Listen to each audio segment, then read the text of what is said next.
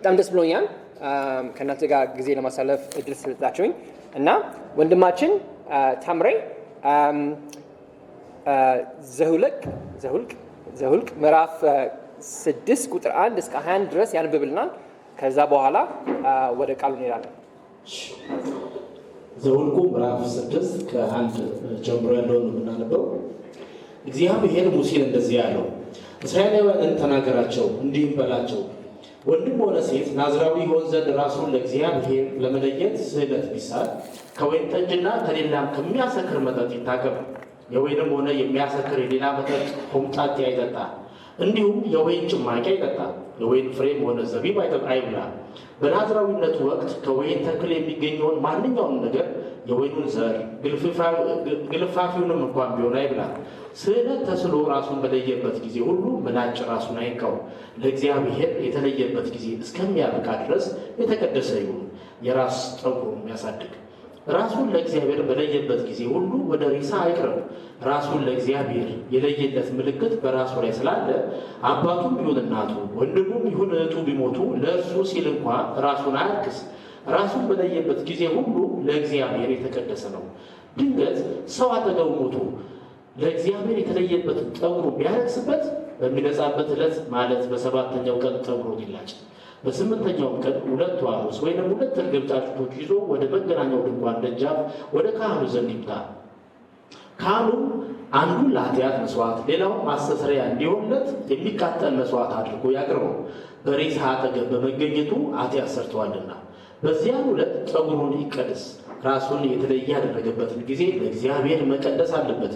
እንዲሁም የ1 ዓመት ተባት ጠቦት የበደል መስዋዕት አድርጎ ያምጣ። ያለፉት ቀኖች አይቆጠሩም፣ በተለየበት ጊዜ ረክሷልና። እንግዲህ ናዝራዊ የመለየቱ ጊዜ ሲያበቃ ስርዓቱ ይህ ነው። ወደ መገናኛው ድንኳን ደጃፍ እንዲመጣ ይደረጋል።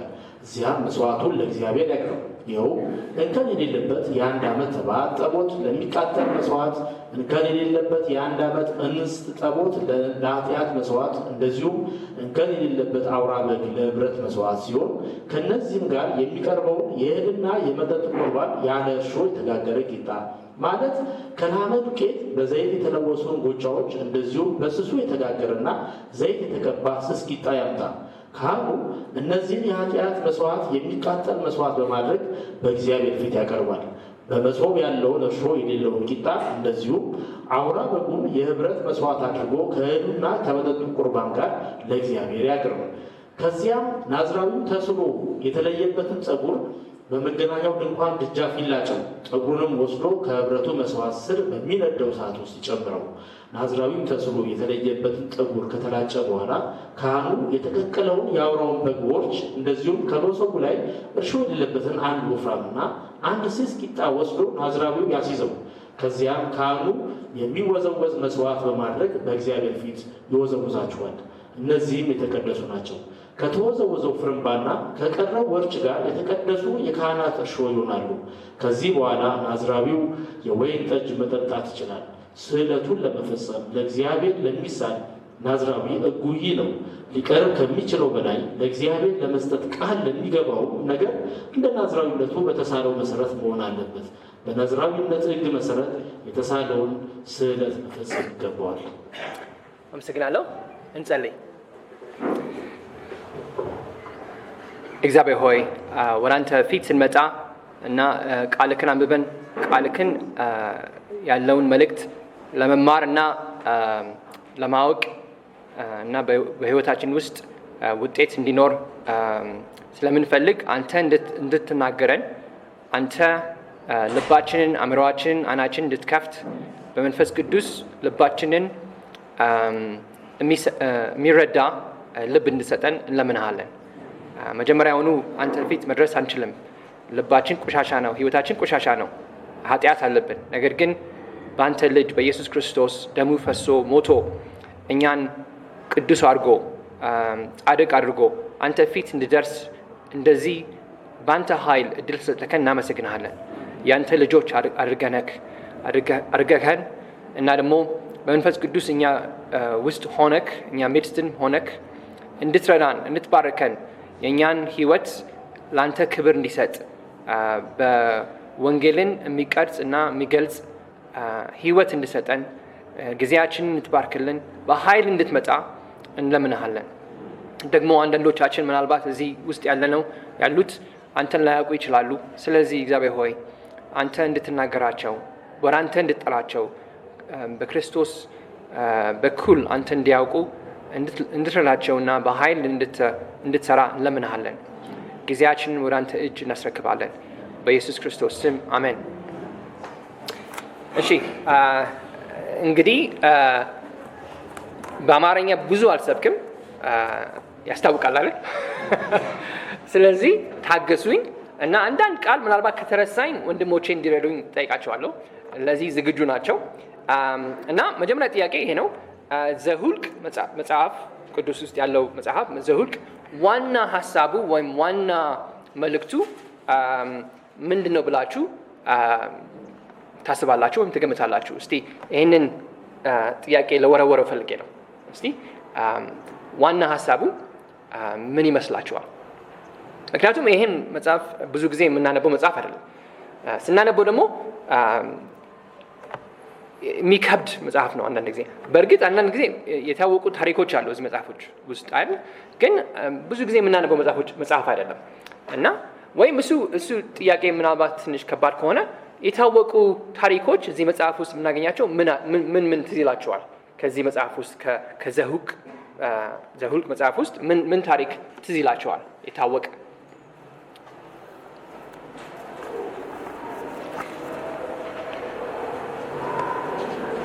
ምናልባት እኔ ራሴ መመለስ አለብኝ ማለት ነው። ምናልባት የታወቀ የሚሆነው ትዝ ይላቸዋል እነዚህ 12 ሰላዮች ወደ ካናን ሲሄዱ እና መልስ ሪፖርት ሲያመጡ 2ቱ ጥሩ መልካም ሪፖርት አመጡ፣ 10ሩ ደግሞ መጥፎ ሪፖርት አመጡ። ይሄ ታሪክ እዚህ ውስጥ መጽሐፍ ውስጥ የምትገኝ ነች። ደግሞ ለ40 ዓመት ምድረ ሜዳ የእስራኤል ልጆች ሲዞሩ ነበር። ለ40 ዓመት እንኳን የዛን ጊዜ የነበሩት ትውልድ ከግብፅ ሀገር የወጡት ስላላመኑ ነው እዛ ምድረ ሜዳ ውስጥ የሞቱት። 2 ያልሞቱ ነበሩ እና እሱ ታሪክ እዚህ ውስጥ አለች። ደግሞ የሞሴ መሪነት የተቃወሙት ማርያምና ኤሮን እና የእግዚአብሔር ፍርድ እንደደረሰባቸው እዚህ መጽሐፍ ውስጥ ነው የሚገኘው። ደግሞ የነሐስ ንባብ ሙሴ ምድረ ሜዳ ላይ ሲያነሳው እዚች ውስጥ መጽሐፍ ነው ያለችው። ደግሞ አንዳንድ የሚገርም ነገር የበይለም ትንቢት እና ደግሞ የሚናገር አህያ የሚገርም ነገር ታሪክ እዚች ውስጥ ነው የምትገኘው። ደግሞ የእስራኤል ሕዝብ ልጆች አገራቸው ውስጥ ከናን ውስጥ ከገቡ በኋላ አከፋፈሉ። አገሩ ምድሩ እንዴት እንደሚከፋፈል ታዛዙ እዚህ ውስጥ ነው የምትገኘው። ደግሞ የዘሎፋሃድ ሴት ልጆች ውርሻ እንዲደርሳቸው የጠየቁት እነዚህም እንዳለ ታሪኮች እዚህ ውስጥ ነው የሚገኙት። እና ጥያቄ ምናልባት የተሻለ ጥያቄ መጠየቅ የነበረብኝ እነዚህ ነገሮች እነዚህ ታሪኮች ምንድን ነው የሚያያዛቸው?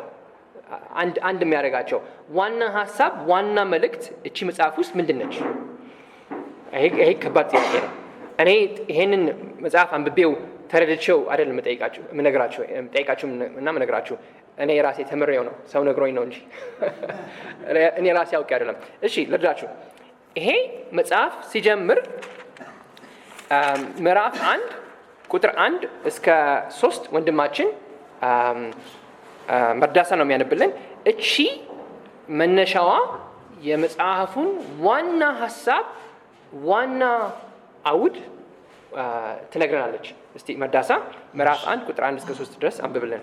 ዘኍልቍ ምዕራፍ 1 ቁጥር 1 እስከ 3 ይላል። እግዚአብሔርም ሙሴን በሲና ምድረ በዳ በመገናኛ ድንኳን ውስጥ በሁለተኛ ወር በመጀመሪያው ቀን ከግብፅ ምድር ከወጡ በኋላ በሁለተኛው ዓመት እንዲህ ብሎ ተናገረው።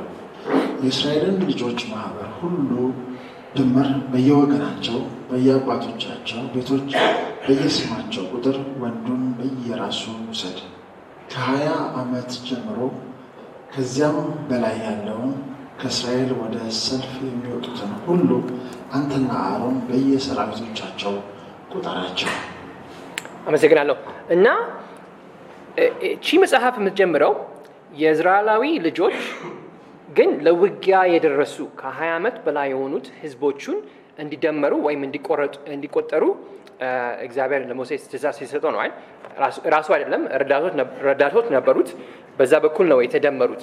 እና የምናየው መጀመሪያ እችን ሀሳብ ያዟት። ከዛ በኋላ ደግሞ የሚቀጥለው ምዕራፍ ላይ ደግሞ ስናይ ምዕራፍ 2 ላይ የምናየው ሌላ ትእዛዝ ተሰጥቶታል ሙሴ። እነዚህ ህዝቦቹን እዚህ ምድረ በዳ ውስጥ ከሳይናይ ፊት ለፊት እንዲቀመጡ ካምፕ እንዲያደርጉ ትእዛዝ ተሰጣቸው። ደግሞ ካምፕ ሲያደርጉ ምናልባት በአማርኛ ይህንን ሀሳብ የሚይዝ ቃል የለንም። ምናልባት ስፍራ ልንለው እንችላለን። እነዚህ በወገናቸው ክፍል ማለት በ12 ትራይብ ነበሩ አይደል? እንዲቀመጡ በተራራ ፊት ትእዛዝ ተሰጣቸው። ትእዛዙ ደግሞ የተዘረዘረና የስፔሲፊክ የሆነ ትእዛዝ ነው የሰጣቸው። ምናልባት ካምፒንግ አንዳንዶቻችሁ ላትሄዱ ትችላላችሁ። እንግሊዝ ሀገር ብዙ ጊዜ የወጣቶች ካምፕ አለ እና ብዙ ጊዜ ሄጃለሁ፣ አገልግያለሁ። እና የዛን ጊዜ ትልቅ ሜዳ ውስጥ የእርሻ ሜዳ ውስጥ ወጣቶች ይሄዱና ድንኳን እናስቀምጣለን። የወንዶች ድንኳን በስነ ስርዓት ይቀመጣል አንድ በኩል፣ የሴቶች ደግሞ ወጣቶች ሴቶች በአንድ በኩል ይሆናል። የምንማርበት ደግሞ አዳራሽ አንድ ድንኳን መካከል ላይ ይኖራል። ደግሞ የምግብ የምንበላበት ሌላ ድንኳን አለ። በስነ ስርዓት ነበረ እና እቺ ድንኳን ደግሞ በስነ ስርዓት ነበረች የተቀመጠችው። እቺ ድንኳን እነዚህ ድንኳኖቹ ማለት ነው ስፍራዎቹ በስነ ስርዓትና በዝርዝር ነበር የእስራኤል ልጆች እንዲቀመጡ ስፍራቸው ውስጥ የታዘዙት ማለት ነው። እና የምናየው ምዕራፍ 1 ቁጥር 52 አንድ ወንድማችን እንዲዘጋጅ ነው የምናየው። አንዳንዶቹ ልክ እንደ ወገኖቻቸው በእነሱ ክፍል ነው። አንዳንዶቻችሁ ወደ ሰሜን፣ አንዳንዶቹ ወደ ደቡብ ራዳ፣ አንዳንዶቹ ወደ ምስራቅ፣ አንዳንዶቹ ደግሞ ወደ ምዕራብ እና መካከል ላይ ያለው የእግዚአብሔር ቴንት ሚቲንግ መገናኛ ድንኳን መካከል ላይ ነበረ እና ይሄ ዝም ብሎ አይደለም የተቀመጡት፣ በስነ ስርዓት ነው የተቀመጡት። እና ከዛ በኋላ ደግሞ ሲነሱ ደግሞ ልክ እንደ በሰልፍ ነበር የወጡት እና ባንዲራቸውን ይዘው የክፍላቸውን የወገናቸውን ባንዲራ ይዘው እና ይሄን ስታስቡ ዋና ሀሳብ የሚያሳየን እነዚህ የእስራኤላዊ ልጆች ወደ ውጊያ እንደሚሄዱ የሚያሳይ ትምህርት ነው። ምክንያቱም ልክ እንደ ይሄ ካምፑ ስፍራው ልክ እንደ ሚሊተሪ ካምፕ ነው። ምናልባት ሚሊተሪ ካምፕ አይታችሁ ላይሆን ይችላል፣ ግን ሚሊተሪ ወታደሮች ወደ ውጊያ ሲሄዱ ካምፕ ያደርጋሉ በስፍራቸው። እነዚህ ህዝብ ወደ ውጊያ የተዘጋጁ ናቸው። ደግሞ ሙሴ ትእዛዝ ሲሰጠው መደንበርና መቆጠር ያለበት ወደ ውጊያ የደረሱ ወንዶችን ብቻ ነበር የቆጠረው። እና እስቲ ወንድማችን መርዳሳ ምዕራፍ 1 ይሄ ዘኍልቍ ምዕራፍ 1 ቁጥር 52 እና 52 እንደዚህ ይላል። የእስራኤልም ልጆች እያንዳንዱ በየሰፈሩ በየዓላማው በየጭፍራው ይሰፍራሉ። እና ደግሞ ምዕራፍ 2 ቁጥር 17 እና ደግሞ ምዕራፍ 2 ቁጥር 31 አንብብልን። ከዚያም በኋላ የመገናኛ ድንኳን በሰፈሮቹ መካከል የሌዋዊውን ሰፈር ይጓዛል። እንደ ሰፈራቸው ሰው ሁሉ በየስፍራቸው በየዓላማው ይጓዛሉ። ደግሞ ቁጥር 31 ምዕራፍ 2 ቁጥር 31 ከዳን ሰፈር የተቆጠሩ ሁሉ 157,600 ነበሩ። እነርሱም በየዓላማዎቻቸው መጨረሻ ይጓዛሉ። አመሰግናለሁ። እና ምናልባት ሌሎች ጥቅስም አሉ ብታነቡት ታዩታላችሁ። ይሄ የሚያሳየን የእስራኤላዊ ልጆች ከግብፅ ሀገር ወጥተው ከእግዚአብሔር ጋር ቃል ኪዳን ገብተው ወደ ሀገራቸው ወደ ኬናን ሊሄዱ ሲል ወደ ውጊያ ነው የሚሄዱት። ምክንያቱም ቃል ኪዳን ገብተዋል፣ የእግዚአብሔር ቃል ኪዳን ተሰጥቷቸዋል እና የእግዚአብሔር ሕዝብ ናቸው እና የእግዚአብሔር መንግስታት እዚህ ምድር ውስጥ እንዲፈጽሙት እንዲከናወን የእግዚአብሔርን ብርካት እዚህ ዓለም ውስጥ እንዲስፋፋ ነው ትእዛዛቸው። ነገር ግን ዓለሙ ራሱ እና የሰው ልብ ራሱ ተቃዋሚ ነው ከእግዚአብሔር ጋር፣ የእነሱ ተቃዋሚ ነው። ስለዚህ እንዴት ነው ይህንን ትእዛዝ የሚፈጽሙት? በውጊያ ነው። ስለዚህ የምናየው ወደ ውጊያ ነው የሚሄዱት። ተዘጋጅተዋል ማለት ነው። ልክ እንደ አንዳንድ ጊዜ ወታደሮች ውጊያ ሲሄዱ ታጥቀው ነው የሚሄዱት። መሳሪያቸውን ይዘው፣ ልብሳቸው የውጊያ ልብስ ነው። እነዚህ እንደ ወታደር ሆነው ነው ወደ ሀገራቸው የእግዚአብሔር የሰጣቸው ሀገር የሚሄዱት እና የእግዚአብሔር ትእዛዝ በእርግጥ በጣም የእሱ ኃይል የሚያስፈልግ ትእዛዝ ነው። ምክንያቱም ያለሱ ኃይል ያለሱ እርዳታ ይህንን ሀገር ሊገዙት አይችሉም። ምክንያቱም ተቃዋሚዎች አሉ። ትዝ ይላችኋል፣ ሰላዮቹ ሲሄዱ ያዩት ግዙፎች አሉ። እዚህ ተቃዋሚዎች አሉ፣ የእግዚአብሔር ጠላቶች ናቸው። እንዴት ነው ይህንን የምንገዛው ብለው ፈርተው ነበር። ስለዚህ ያለ እግዚአብሔር ኃይል ያቺን ሀገር ሊገዙት አይችሉም። ስለዚህ እግዚአብሔር አንድ ነገር መሰረተ። እቺ የናዝሬታዊ ስርዓት የምንላት እሱን ለመፈጸም ለማከናወን የሚረዳ ስርዓት ነው እና እግዚአብሔር ያደረገው ከነሱ ህዝብ ውስጥ አንዳንድ ሰዎች የሱ ኃይል ተቀብለው የሱን ትእዛዝ እንዲፈጽሙ ኃይል የሚሰጣቸው ሰዎች ነበሩ እና ለዛ ነው ይሄ የናዝሬታዊ ስርዓት የተመሰረተው እና እቺን ሀገር ከነዓንን ለመግዛት የእግዚአብሔር ኃይል ያስፈልጋቸዋል እና ምክንያቱም ያለ እግዚአብሔር ኃይል ሊገዙ አይችሉም። የታወቀ ነገር ነው። አይተናል። ብናየው መጽሐፍን ብናየው ፈርተዋል። እዛ በጣም ብዙ ህዝቦቹ የነሱ የእግዚአብሔር ተቃዋሚ ህዝብ ከእስራኤላዊ ልጆች ህዝብ ይበልጣሉ፣ ብዙ ናቸው። ስለዚህ ምናልባት በእንግሊዝኛ ብለው ሀሳቡ ይገባቸዋል። ስፔሻል ፎርስስ ብል ምናልባት ይገባቸዋል። ስለዚህ እነዚህ ናዝራዊታዊ ሰዎች የእግዚአብሔር ኃይል የእግዚአብሔር ቅባት መንፈስ ቅዱስ የተሰጣቸው ናቸው። እሱን እንዲፈጽሙ መሪ ሆነው እንዲገዙት የተሰጡ ሰዎች ናቸው ማለት። እነዚህ ደግሞ መጀመሪያውኑ ማሳየት አለብን፣ ወንዶች ብቻ አይደሉም፣ ወንዶችም ሴቶችም አሉ። ደግሞ እነዚህ ዋና ትእዛዛቸው የውጊያ አይደለም፣ ነሰሰሪ የሚዋጉ አይደለም፣ ግን ትእዛዛቸው በዛ አውድ ውስጥ የተያያዘ ማለት ነው። ህዝቦቹ ወደ ውጊያ ሲሄዱ እነዚህ የተለያየ ትእዛዝ አላቸው ማለት ነው እና እሱ ትእዛዝ መጨረሻ ላይ ግን ሀገሩን ለመግዛት እንዲችሉ ነው።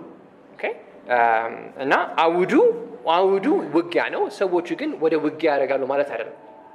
ወንዶችም ሴቶችም አሉበት እና እቺ መጽሐፍ ዋና አውዷ ውጊያ ነው። ነገር ግን አዲስ ኪዳን ውስጥ ስናየው የእኛ ውጊያ ከስጋ ጋር አይደለም ብለን እናያለን አይደል? የመንፈሳዊ ነው። ነገር ግን እቺ ምሳሌ የምታሳየን ዓለም ከእግዚአብሔር ጋር የተቃወመ ዓለም ነች። የሰው ልጅ ልብ ከእግዚአብሔር ጋር የተቃወመ ነው እና እነዚህ የእስራኤላዊ ልጆች እቺን ሀገር መግዛት ከቻሉ የሚችሉት በእግዚአብሔር ኃይል ነው ማለት ነው። እሺ፣ ስለዚህ እቺ ኢንትሮዳክሽን ነች እና ወደ ምዕራፋችን እንሄዳለን። ምዕራፍ 6 እና 2 ነጥብ ማውጣት ፈልጋለሁ ከዚህ ምዕራፍ ውስጥ እና በዋናውን መልእክት እግዚአብሔር ሲረዳን እናያለን ማለት ነው። አንደኛ ነጥባችን ይሄ ነው። የተቀደሱ ሰዎች the consecrated one። እና ምዕራፍ 6 ቁጥር 1 እስከ 5 ድረስ እንደገና እናንብበው እና እንድታዩት ማለት የምፈልገው ዋና ነገር የናዝራዊ ምልክቶች ነው። የናዝራዊ ምልክቶች ምዕራፍ 6 ቁጥር 1 እስከ 5 ድረስ አንድ ወንድማችን ያንብብልን። ዘኍልቍ ምዕራፍ 6 ከቁጥር 1 እስከ 5። እግዚአብሔር ሙሴን እንደዚህ ያለው፣ እስራኤላውያንን ተናገራቸው እንዲህም በላቸው፣ ወንድም ሆነ ሴት ናዝራዊ ይሆን ዘንድ ራሱን ለእግዚአብሔር ለመለየት ስእለት ቢሳል ከወይን ጠጅና ከሌላም ከሚያሰክር መጠጥ ይታቀብ። የወይንም ሆነ የሚያሰክር የሌላ መጠጥ ሆምጣጤ አይጠጣ፣ እንዲሁም የወይን ጭማቂ አይጠጣ። የወይን ፍሬም ሆነ ዘቢብ አይብላ። በናዝራዊነቱ ወቅት ከወይን ተክል የሚገኘውን ማንኛውም ነገር የወይኑን ዘር ከግርፋፊውም እንኳን ቢሆን አይብላ። ስዕለት ተስሎ ራሱን በለየበት ጊዜ ሁሉ ምላጭ ራሱን አይንካው። ለእግዚአብሔር የተለየበትን ጊዜ እስኪያበቃ ድረስ የተቀደሰ ይሁን፣ የራስ ጠጉሩንም ያሳድግ። አመሰግናለሁ። እና ምናየው እነዚህ ናዝራዊ ሰዎች የተለዩ ናቸው፣ ለእግዚአብሔር የተሰጡ እና የእግዚአብሔር ትእዛዝን እንዲፈጽሙ እንዲከናውኑ ነው። እና እንደዛ አይነት ሰዎች ንጹህና የተቀደሱ ናቸው። እና አንዳንድ ምልክቶች አለባቸው።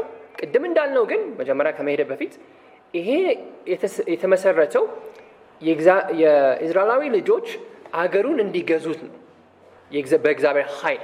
እና አንዳንዶቻቸው ስፔሻል ሚሽን አላቸው ማለት ነው፣ ትእዛዝ አላቸው ማለት ነው። የእግዚአብሔርን ትእዛዝ ይወስዳሉ፣ ይቀበላሉ። እግዚአብሔር ሲሰጣቸው እራሳቸው ቃል ኪዳን ይወስዳሉ። ይሄን እናደርጋለሁ ብለው ይወስናሉ ማለት ነው፣ የእግዚአብሔርን ትእዛዝ ለመፈጸም ማለት ነው። እና እዛ ውስጥ ያሉት አንዳንዶቻቸው ይሄን ትእዛዝ ስለተቀበሉ አንዳንድ ምልክት አለባቸው ማለት ነው። እና አንደኛው ያነበበው የወይን ፍሬ መብላት ወይ ማጠጣት አይችሉም ማለት ነው። እና የወይን ፍሬ ብዙ ጊዜ ብሉይ ኪዳን ውስጥ የምናየው የእግዚአብሔርን ስራ ወይም ትእዛዝ የፈጸመ ሰው ከዛ በኋላ ነው የወይን ፍሬ የሚጠጣው።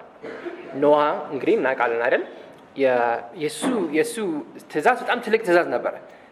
በጣም ትልቅ መርከብ እንስሳዎች በሙሉ እንዲገቡበት የታዘዘ ሰው ነበረ።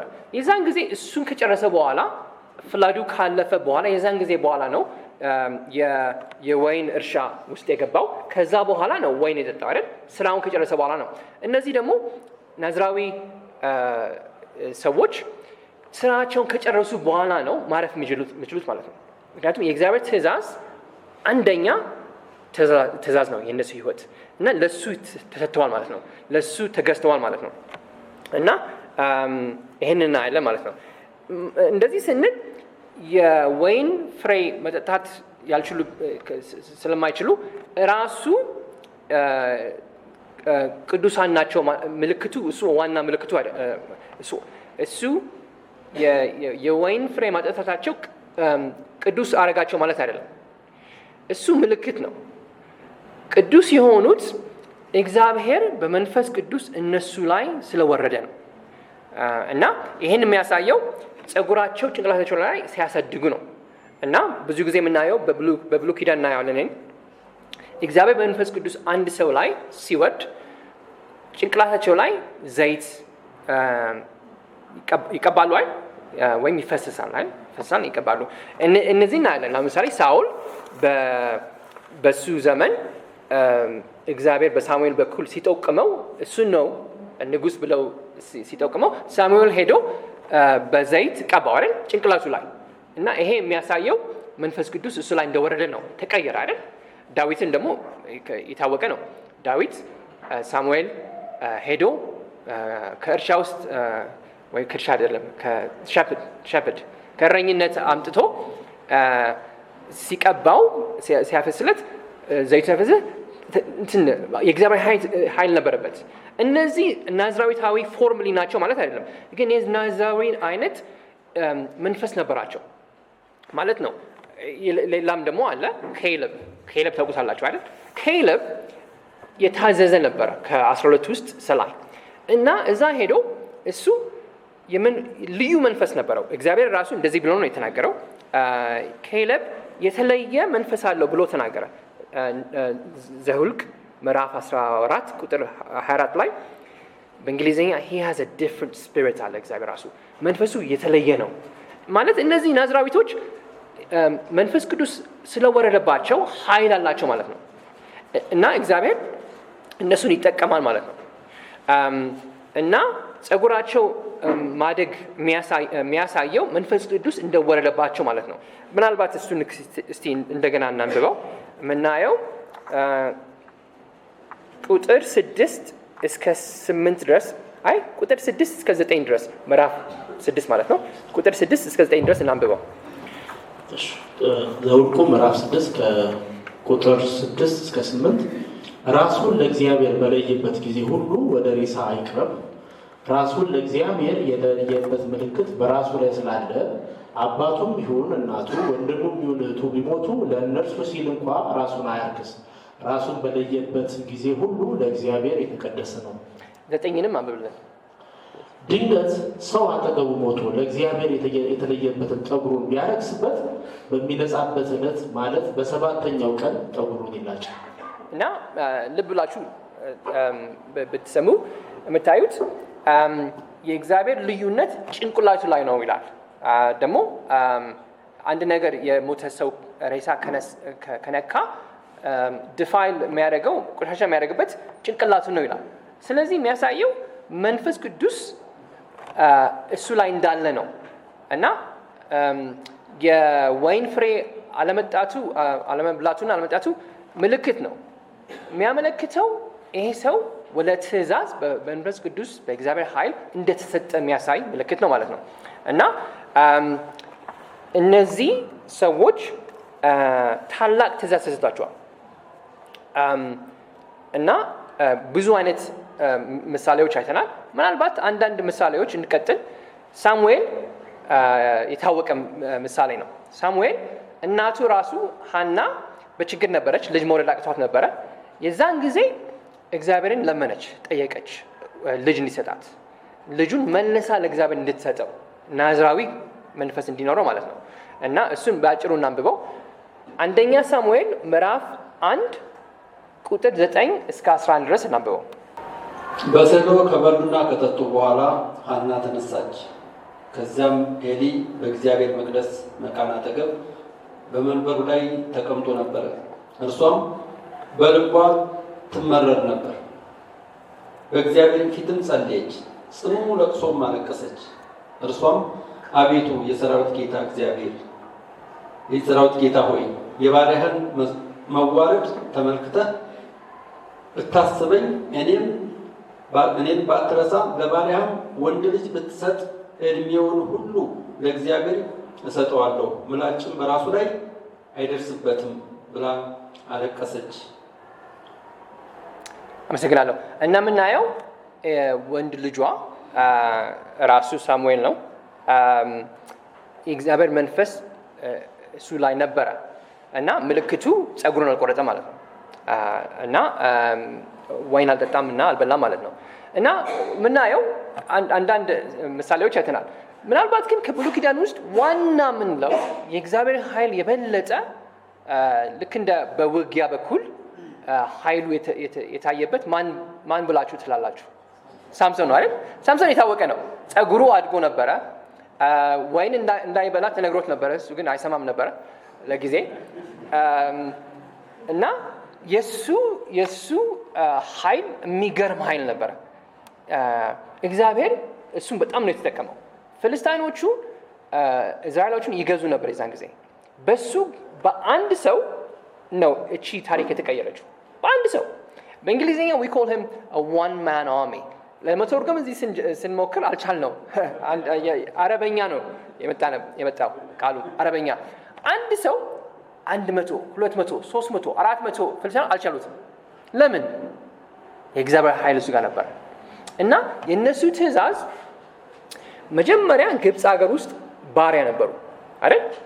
ባሪያ ሆነው እግዚአብሔር ቃል ኪዳን ሰጣቸው። የኔ ሕዝብ ከሆናችሁ የዛን ጊዜ ማለት 10 commandments ሰጣቸው። የኔ ሕዝብ ቅዱሳን ከሆናችሁ የኔ ሕዝብ ከሆናችሁ እናንተ ላይ እኔ ከእናንተ ጋር እኔ እሆናለሁ እና የኔ ኃይል ከእናንተ ጋር ይሆናል፣ እባርኳቸዋለሁ ያላቸዋል እና መሬት ሰጣቸው። ምድር ሰጣቸዋል፣ ከነዓን ሰጣቸው። እዛ ሄደው እንዲገዙትና የሱን በረከት እንዲያባዙ ነበር። እሱ ነበር ትእዛዛቸው። ስለዚህ እነዚህ ናዝራዊ መንፈስ ያላቸው ሰዎች እሱን እንዲያከናውኑ እንዲፈጽሙ ነው የተሰጣቸው እና መጨረሻ ላይ የምናየው ግን የሚያሳዝን ነገር ነው። እቺ ናዝራዊ ስርዓት አሰራች። የእነሱ እንዳለ ትእዛዝ አልተፈጸመም። መጀመሪያውኑ ጃጁሱ ስንገባ እናያለን እግዚአብሔርን አላመኑትም። ለዛ ነው ከ10 ሰላዮቹ ሳያምኑ እግዚአብሔርን ሳያምኑ አንችልም ያሉት። ለዛ ነው ምድረ በዳ ውስጥ የመጀመሪያ ትውልድ እንዳለ የሞቱት። ለዛ ነው መዝሙረ ዳዊት ምዕራፍ 90 የተጻፈው ሙሴ እያየ በየቀኑ ሰው እየቀበረ ነበር። የዛን ጊዜ የእግዚአብሔር ፍርድ ደረሰባቸው። ለዛ ነው መጨረሻ ላይ ከገቡ በኋላ ብዙ ጊዜ እዛ የነበሩ ሰዎች እግዚአብሔርን የሚቃወሙት ልባቸው ቆሻሻ፣ ህይወታቸው ቆሻሻ የሆኑት የእግዚአብሔር ፍርድ መድረስ የሌለባቸው ሰዎች እዛ ኖሩ። ምክንያቱም የእስራኤል ልጆች አልቻሉም፣ አላመኑም ማለት ነው። መጨረሻ ላይ ደግሞ ቃል ኪዳኑን መፈጸም ስላያቃታቸው እግዚአብሔርን ስለካዱ ለዛ ነው ለሌላ ሀገር የተገዙት። የኖርዘርን ትራይቦቹ በአሲሪያን ኤምፓየር ሄዱ። ከዛ በኋላ ደግሞ ባቢሎን ኤምፓየር መጨረሻ ላይ ያሁዳን ያሉትን እንዳለ ገዟቸው። መጨረሻ ላይ የምናየው ይሄ የናዝራዊ ሲስተም ወደቀ ማለት ነው፣ አልሰራም ማለት ነው። እነዚህን ህዝቦች ከባሪያነት አውጥቶ የእግዚአብሔርን መሬት እንዲወርሱ አልቻለም። ስለዚህ የሚያሳየው ብሉይ ኪዳን የሚያሳየው አዲስ ናዝራዊ መንፈስ ያለው ሰው ያስፈልገናል ማለት ነው። አይ እና አዲስ ኪዳን ውስጥ የምናየው እንደዚህ አይነት ሰው መጣ። የናዝራዊ መንፈስ ያለው ማን እንደሆነ ታውቃላችሁ አይደል? የእግዚአብሔር ልጅ ኢየሱስ ክርስቶስ መጣ እና ምናነበው ማቴዎስ ወንጌል ምዕራፍ 3 ቁጥር 16 እስከ 17 ድረስ ምናነበው መንፈስ ቅዱስ ኢየሱስ ክርስቶስን ሲሞላው እናያለን አይደል? የእግዚአብሔርን ትእዛዝ ወስዶ ከመንግስተ ሰማያት እዚህ ዓለም ውስጥ መጥቶ እኛ የኃጢአቶችን ባሪያ ሆነን እነሱ መጀመሪያውኑ ካህንን መግዛት ያቃታቸው ካህንን ውስጥ ያሉት ሰዎች ብቻ ቆሻሻ ስለሆኑ አይደለም፣ ኃጢአተኞችና ተቃዋሚ ስለሆኑ አይደለም። ራሳቸው ህዝቦቹ ልባቸው ውስጥ ቆሻሻ ስለሆኑ ነው። ራሳቸው በኃጢአት ስለተገዙ አልቻሉትም። የእግዚአብሔርን ትእዛዝ መቀጠል አልቻሉትም። ምክንያቱም ራሳቸው ልክ እንደ እዛ ካህንን ያሉት ልባቸው እንደዛ አይነት ነበረ። ኢየሱስ ክርስቶስ ግን ከዓለም ውስጥ ልቡ ንጹህ፣ ጻድቅ፣ ኃጢአት የሌለው ሰው ነበረ እና ማቴዎስ ወንጌል ምዕራፍ 3 ቁጥር 16 እስከ 17 እስቲ አንብብልን። ኢየሱስ ከተጠመቀ በኋላ ወዲያውኑ ከውሃ ወጣ። እነሆም ሰማያት ተከፈቱ፣ የእግዚአብሔር መንፈስ እንደ ርግብ ሲወርድበት በእርሱም ላይ ሲመጣ አየ። እነሆም ድምፅ ከሰማያት ወጥቶ በእርሱ ደስ የሚለኝ የምወደው ልጄ ይህ ነው አለ። እና የምናየው አዲስ ኪዳን ውስጥ የሚያሳየን አንዳንድ ጊዜ ብሉይ ኪዳን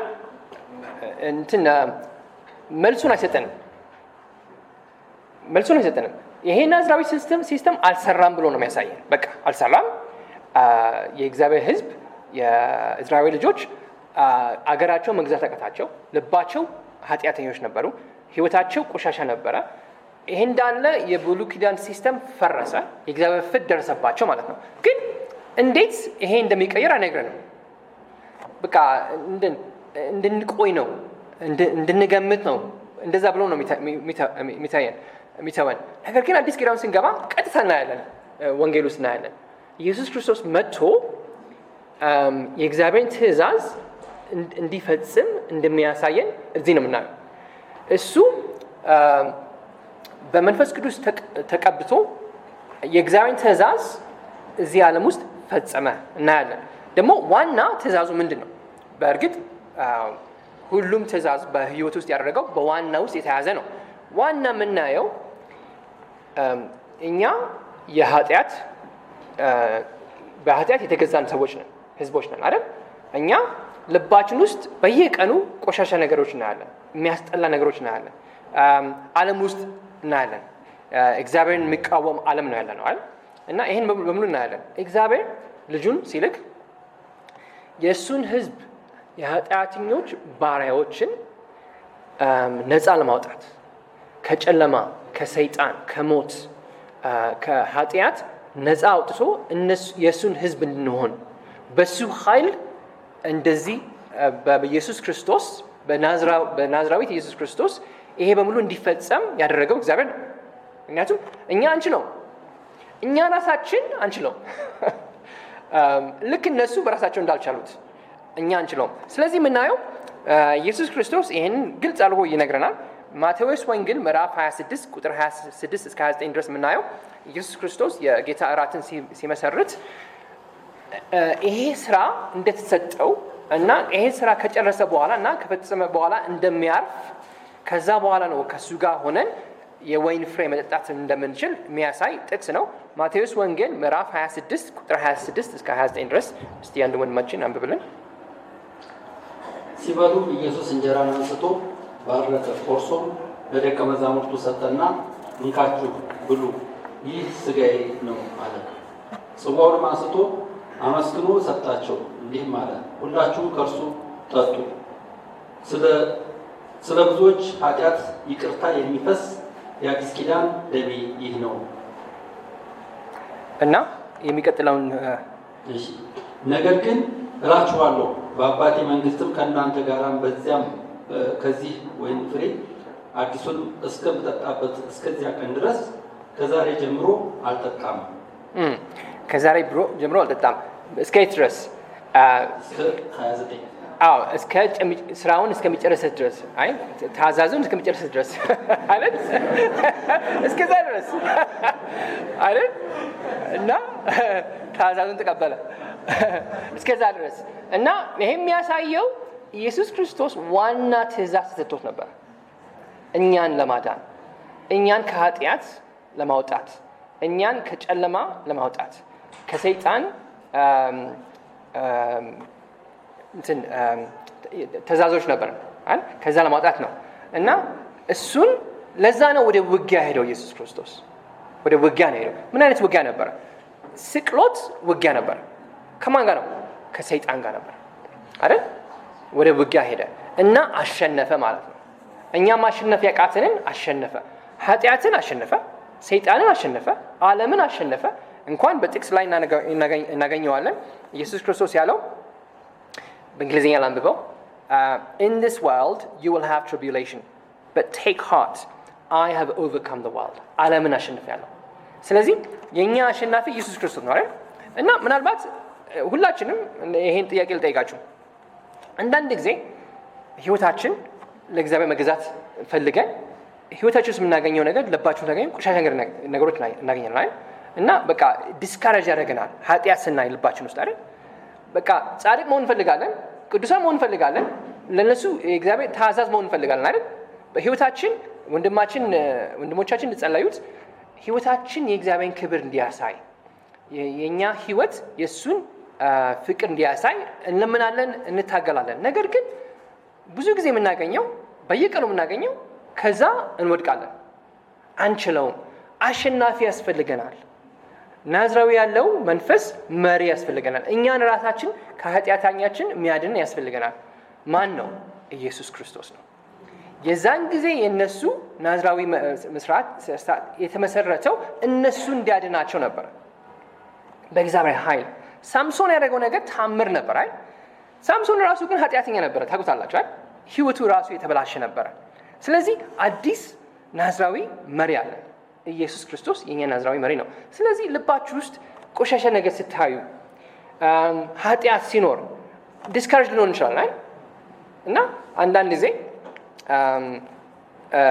ዲስካሬጅ ስንሆን ከእግዚአብሔር ፊት ወደ ኋላ እንላለን አይደል? ምክንያቱም በቃ ዲስካሬጅ ና በየቀኑ ስንሞክር፣ በየቀኑ ኃጢአት ስናገኝ ልባችን ይወድቃል እና ከታዛዛችን ወደ ኋላ እንላለን። እግዚአብሔር ቃል የሚለን አይ እንደዛ ታርጉ ነው የሚለን። ለዛ ነው። ምክንያቱም የኛ ታዛዝን ባንችል አዲስ ልብ የሚሰጠን ፍቃደኛ ውላችንን የሚቀይር ህይወታችንን የሚቀይረው ኢየሱስ ክርስቶስ ነው። ወደ እሱ መምጣት አለብን ማለት ነው በየቀኑ።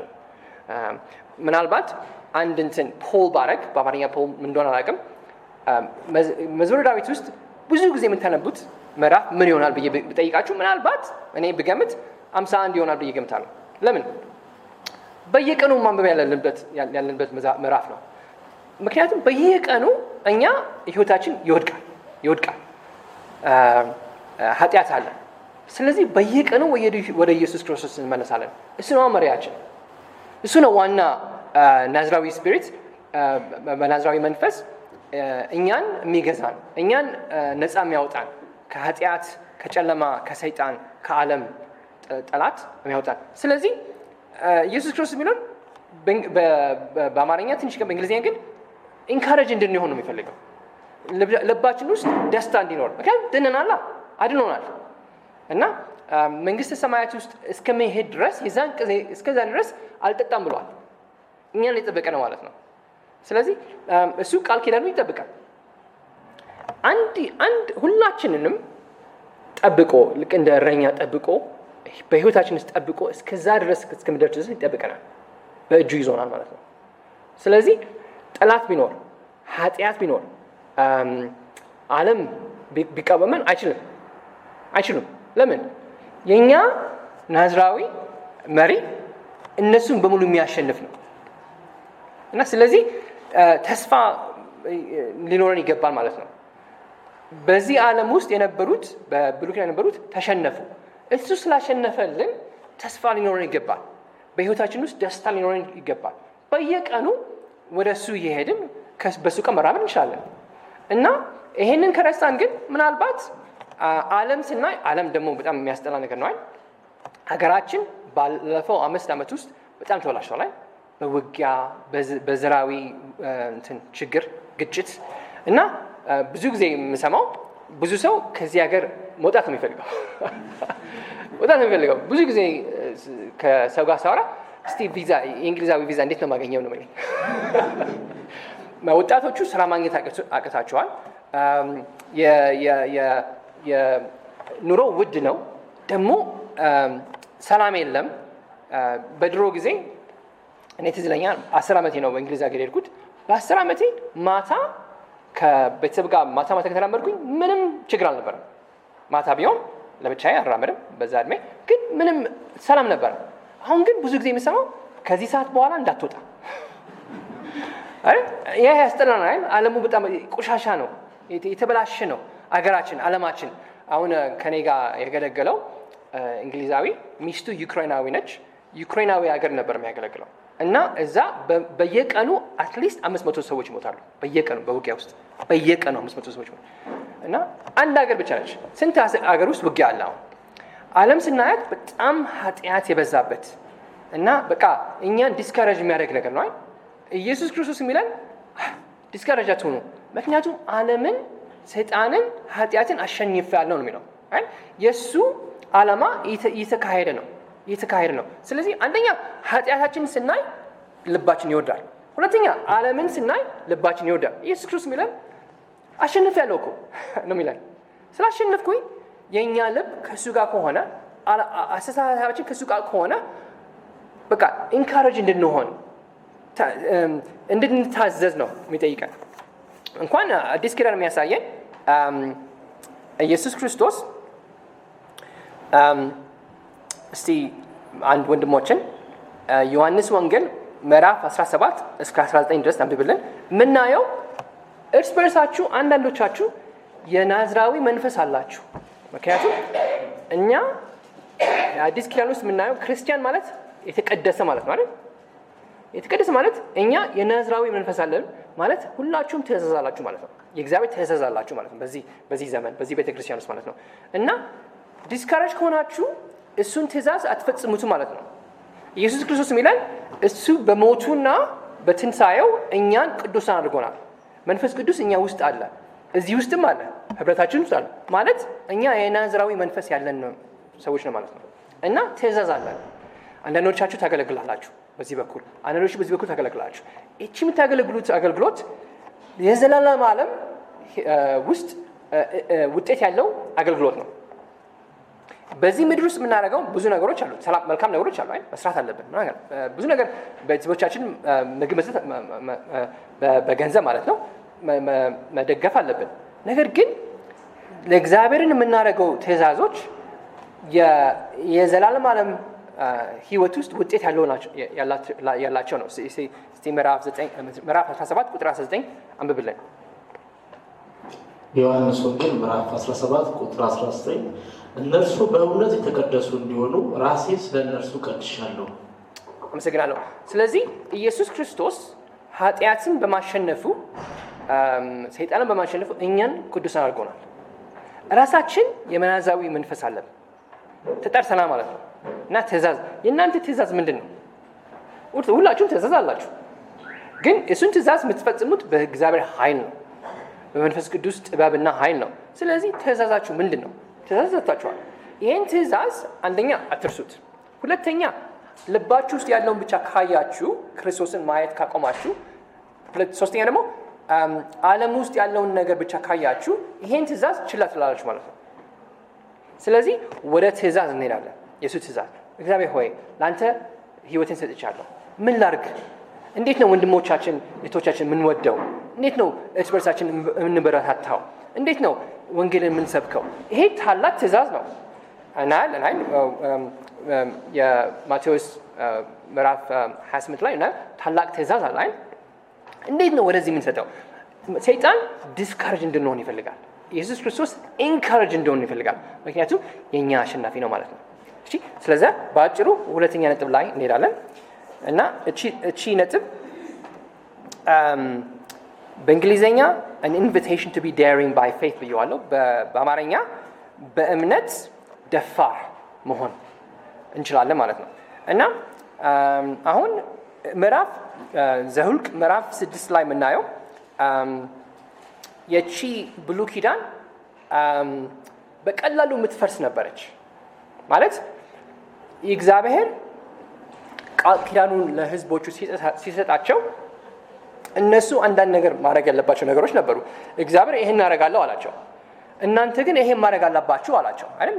ባይላትራል ይባላል በእንግሊዝኛ። ባይላትራል ኮቨነንት ነበረ፣ ኪዳን ነበረ።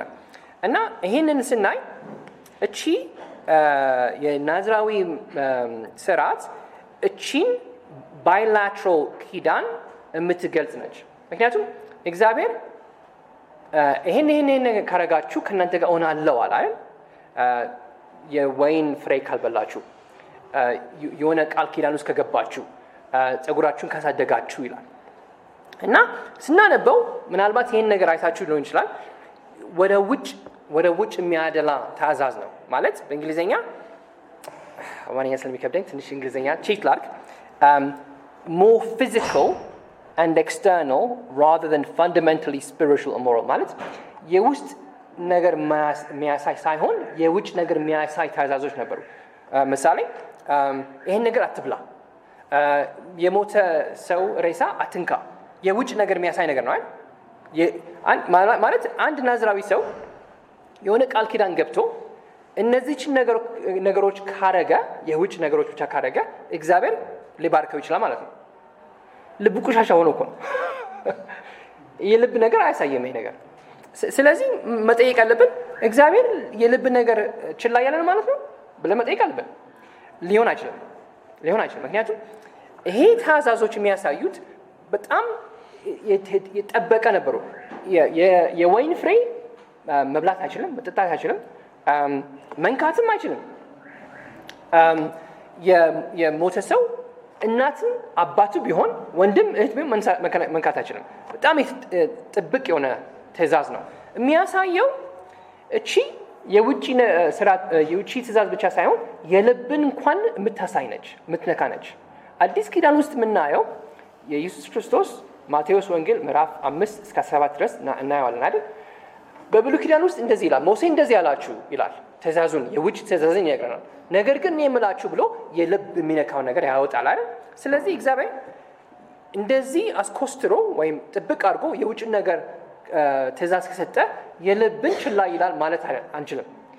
የሚያሳየን እነዚህ ሰዎች ጥብቅ ስለሆነ ትእዛዙን ሲቀበሉ የሚያሳየው በፍጹም ሙሉ በሙሉ ይህንን ሊከብሩ አይችልም ማለት ነው። ሊከብሩት አይችልም። አንድ ምሳሌ ልስጣችሁ። እሺ፣ ብዙ ጊዜ እኛ አንድ ነገር አረጋለሁ ስንል ልባችን ውስጥ የሆነ ነገር የተጠመመ ነገር አለ። የዛን ጊዜ ይህን የቃል ኪዳን ሲገቡ የሆነ ትእዛዝ ሲወስዱ 100% ይህንን ማለት እንችላለን። አንድ ፍላጎታቸው የራሳቸው ይሆናል፣ ሰልፊሽ ሀሳብ ይኖራቸዋል ማለት ነው። ትእዛዙን ሊቀበሉት አይችሉም ከልባቸው፣ ራሳቸውን ከፍ ለማድረግ ይሞክራሉ ማለት ነው። ስለዚህ እቺ ትእዛዝ የናዝራዊ ስርዓት ሙሉ በሙሉ መቀበል የማይችል ትእዛዝ ነው። ምክንያቱም ልባችን ቆሻሻ ከሆነ ሀሳባችን ትክክል አይደለም ማለት ነው። እና ማሳየት የምፈልገው መጨረሻ ላይ ቁጥር 10 እስከ 21 ድረስ የምናየው ብዙ አይነት መስዋዕቶች አሉ። ብዙ አይነቶች ናቸው። ሁለት አይነት ናቸው። ነገር ግን አንደኛው የሞተ ሬሳ ከነካ የናዝራዊ መለየቱ ቮይድ ይሆናል ማለት ነው። እንደገና ማድረግ አለበት። ጸጉሩን ቆርጦ እንደገና መነሳት አለበት ማለት ነው። ሁለተኛ በኋላ ደግሞ መስዋዕት አለ። እሱን ጊዜ ሲጨርስ ናዝራዊ ትእዛዙን ሲጨርስ የሚያቀርበው መስዋዕቶች አሉ እና እነሱን ስናይ በጣም ብዙ ናቸው፣ የተዘረዘሩ ናቸው እና መጠየቅ ያለብን ጥያቄ ለምን? መጀመሪያ ይገባናል። ትእዛዙን ሳይቀብል ሳይዝ የሞተ ሰው ከነካ መስዋዕት ያስፈልገዋል። ሲጨርስ ግን ለምንድን ነው የሚያስፈልገው?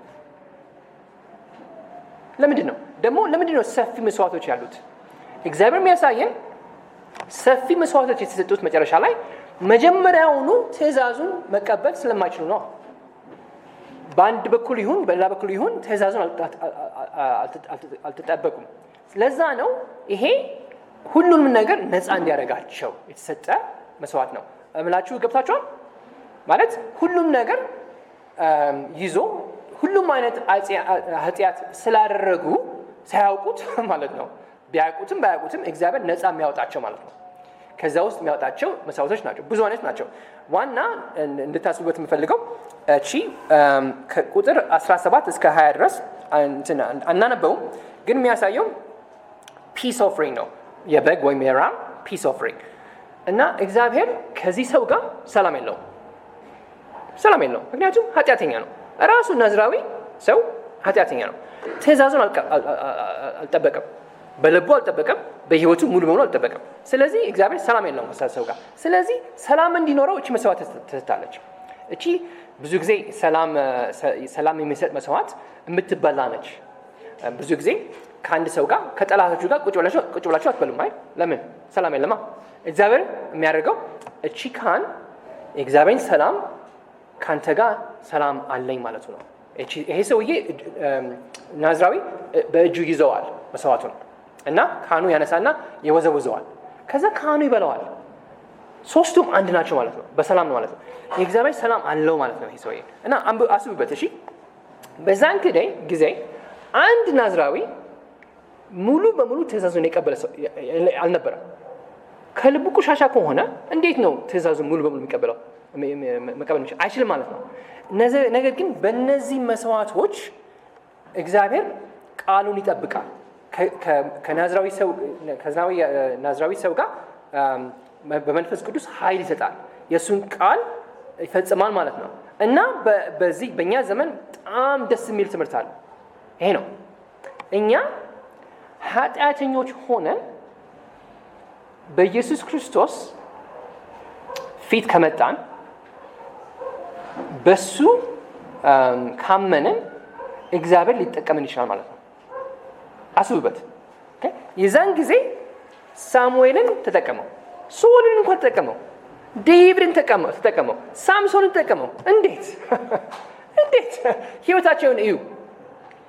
ሳምሶን በኃይል የተጠቀመው እግዚአብሔር። ስለዚህ እግዚአብሔር የሚያሳየን ሳምሶን የተጠቀመው ሳምሶን ትእዛዙን ሙሉ በሙሉ ስለጠበቀ አይደለም። የሳምሶን ኃጢአት እግዚአብሔር ስለሰረዘው ነው። እና ሳምሶን በመንፈስ ቅዱስ እግዚአብሔር ከሱ ጋር ነበረ ማለት ነው። እና እኛ እዚህ ቆመን ወይም ቁጭ ብለን ብናስብ እግዚአብሔር እኔን ሊጠቀመኝ ይችላል ወይ ብለን መጠየቅ አለብን አይደል? እግዚአብሔር የሚለን አዎ ደፋር ሁኑ ነው የሚለው። ደፋር ሁኑ፣ በእምነት ደፋር ሁኑ ነው የሚለው። የእናንተን ትእዛዝ ተቀበሉት እና እግዚአብሔር ሊጠቀማችሁ ይችላል ማለት ነው። እግዚአብሔር የሚያየው ማን ነው በእኔን የሚያምን ነው የሚለው የሚጠይቀው። ማን ነው የሚያምነኝ? ማን ነው የእምነት ደፋር? እነዚህ ሰላዮች አገር ውስጥ ገቡና እምነታቸው ስለጎደላቸው አንችልም አሉ። የእምነት ደፋር አልነበሩ ማለት ነው። እና ኢየሱስ ክርስቶስ የሚለን ከእናንተ ውስጥ ማን ነው የእምነት ደፋር? ከእናንተ ጋር ሆናለሁ፣ ኃይል እሰጣችኋለሁ፣ እባርካችኋለሁ፣ የኔን ትእዛዝ እንድትፈጽሙ ከእናንተ ጋር ሆናለሁ። እኛ እኮ የሚጎድለን እግዚአብሔር ማመን ነው አይደል? ማመን ነው የሚጎድለን። ምክንያቱም ልባችን እናያለን፣ ዓለምን እናያለን፣ የሰይጣን ስራ እናያለን እና በቃ አንችልም እንላለን። እግዚአብሔር ነን በእናንተ ኃይል እኮ አይደለም ይላል፣ በመንፈስ ቅዱስ ኃይል ነው። እና ትእዛዝ ይሰጠናል። የቺ ቤተክርስቲያን ትእዛዝ አላት። ኢየሱስ ክርስቶስ የእናንተ መሪ ነው እና የእሱን ትእዛዝ ለመፈጸም የሚያስፈራ ነገር ነው። በጣም ተቃዋሚ አለ። እዚህ በሃይማኖታዊ በኩል ተቃዋሚ አለ። የሰይጣን ብዙ ስራ ይሰራል አይደል? ግን ኢየሱስ ክርስቶስ የሚለን ደፋር ሁኑ፣ በእኔ እመኑ እና የዛን ጊዜ እናያለን ኢየሱስ ክርስቶስ ሲመለስ ከእሱ ጋር አብረን ስንሆን የዛን ጊዜ የወይን ፍሬ ስንጠጣ እሱም ካረፈ በኋላ እኛም ካረፍን በኋላ ምን ፍሬ እንዳወጣን በስርዓታችን በትእዛዛችን የዛን ጊዜ ነው የሚታየው። እስከዛ ድረስ ግን ኢየሱስ ክርስቶስ የሚታዘዘን አትፍሩ። እኛ እንፈራለን። ወንድማችን ሲጸልይ ነበረ። አንድ ነገር ህይወታችን ሲሆን እንፈራለን አይደል? እግዚአብሔር ርቆናል፣ ትቶናል ብለን እንፈራለን። ኢየሱስ ክርስቶስ ምን አትፍሩ፣ ከእናንተ ጋር ነኝ። ታላቅ ትእዛዝ ምናልባት እናንብበው እስቲ። ማቴዎስ ወንጌል ምዕራፍ 28 ቁጥር 19 እስከ 20 ድረስ እናንብበው።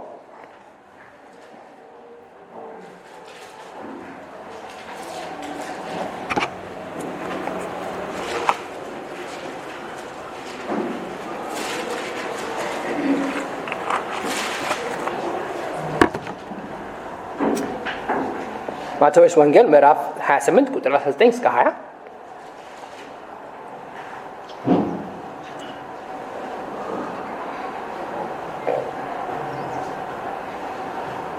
ስለዚህም ሂዱና ሕዝብን ሁሉ በአብ በወልድ በመንፈስ ቅዱስ ስም እያጠመቃችኋቸው ደቀ መዛሙርት አድርጓቸው፣ ያዘዝኳችሁን ሁሉ እንዲጠብቁ አስተምሯቸው። እኔም እስከ ዓለም ፍጻሜ ድረስ ሁልጊዜ ከእናንተ ጋር ነኝ። ኢየሱስ ክርስቶስ እንዳለው ከሞቱ በፊት ለብቻችሁ አልተዋችሁም አለ። መንፈስ ቅዱስ እልካለሁ ከእናንተ ጋር እንዲሆን። አሁን ቅዱሳን አድርጎናል። የእሱ ሕዝብ ነን። ከጨለማ አውጥቶናል፣ ከባሪያነት አውጥቶናል እና እሱ የእኛ ናዝራዊ መሪ ነው። እኛም ደግሞ የናዝራዊ መንፈስ አለን። ትእዛዝ ሰጥቶናል። በሱ ኃይል የእሱን ትእዛዝ መፈጸም እንችላለን። የዛን ጊዜ ተሸነፉ። አሁን ግን አሸናፊ ነው የኛ መሪ ኢየሱስ ክርስቶስ የሚለን አትፍሩ፣ ከእናንተ ጋር ነኝ፣ ደፋር ሁኑ በእምነት ማለት ነው። እና ኢየሱስ ክርስቶስ የሚፈልገው በሱ የሚያምን በሱ አምኖ ደፋር የሚሆን ሰው ይፈልጋል። ማን ነው ከእናንተ ውስጥ በሱ የሚያምን ደፋር? በእምነት ደፋር። ያለ እምነት ደፋር ማለት አይደለም። ከቃሉ ጋር የተያዘ ደፋር አይደለም። በቃሉ ጋር የተያዘ የእምነት ደፋር እና በታሪክ ውስጥ እናያለን። ብዙ ሰዎች እናያለን በታሪክ ውስጥ በዓለማችን ታሪክ ውስጥ ስንትና ስንት ሰው የእግዚአብሔርን ቃልን አምኖ ተረድቶ መንፈስ ቅዱስን ከሱ ጋር ሆኖ በጣም ታምር ነገር የሰሩ አሉ አይደል? በእኛ ሀገራችን ውስጥ ታሪክ ውስጥ አሉ። እናንተ ውስጥ ማን ነው ይሄ ልባችንን በቃ አረጋለሁ የሚል እና በህብረት እሺ ኢየሱስ ክርስቶስ እሺ እናረጋለን፣ ከኛ ጋር ሁን፣ እንለምንሃለን ከኛ ጋር እንድትሆን ወንጌልን ለማስፋፋት ህይወታችን ቅዱስ እንዲሆን ጻድቅ እንዲሆን ህይወታችን ለሱ ክብር እንዲሰጥ የሱን ትእዛዝ ወስደን ለሱ ክብር እንዲሰጥ ህይወታችን እንድንኖር ይፈልጋል ማለት ነው። እስቲ እንጸልይ።